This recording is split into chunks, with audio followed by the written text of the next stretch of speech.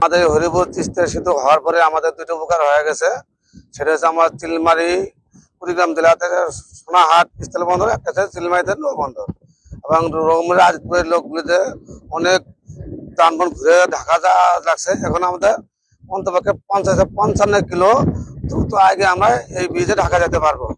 125 kilo আমাদের অনেক আগে আসছে, এবং রংপুরের গাড়িগুলো আমাদের এই পাশে যাবে। এতে আমাদের যত যাতায়াত আমরা করবো খুব দ্রুতই আমরা ঢাকা যেতে পারবো। আর ব্যবসা বাণিজ্য ব্যবসা বাণিজ্যের ক্ষেত্রে আমাদের খুব উপকার হয়ে গেছে, যেহেতু আমাদের ফাঁকে যাওয়া লাগতেছে না।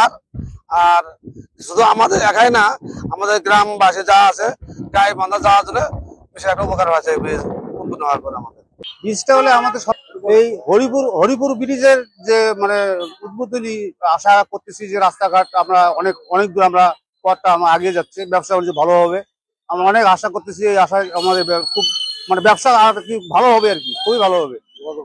যোগাযোগ ব্যবস্থা ভালো হলে আমাদের ব্যবসা বাণিজ্য ভালো হবে, এবং ছোট খাওয়া মানুষেরও উপকার হবে, ক্ষুদ্র মানুষের ব্যবসায়ী তার উপকার হবে, আমাদের উপকার হবে। আমরা অনেক খুশি।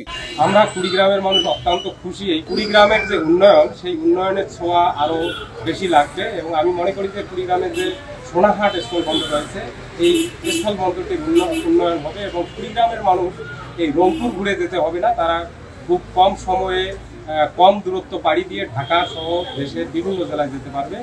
সব কিছু মিলে আমি মনে করি যে আর্থসামাজিক উন্নয়নে কুড়িগ্রাম এক ধাপ আরও এগিয়ে যাবে। কুড়িগ্রাম দিয়ে রংপুর দিয়ে ঘুরে যাই ঢাকায় আমাদের প্রায় 8 ঘন্টা জার্নি করা লাগে। এখন সেটা 125 কিলোমিটার দূরত্ব কমিয়ে আমরা ঢাকা 2 থেকে 3 বার আসা যাওয়া করতে পারবো। সময় সাশ্রয় প্লাস টাকা সাশ্রয়, আমাদের উত্তরাঞ্চলের অনেক উন্নতি সাধন হবে।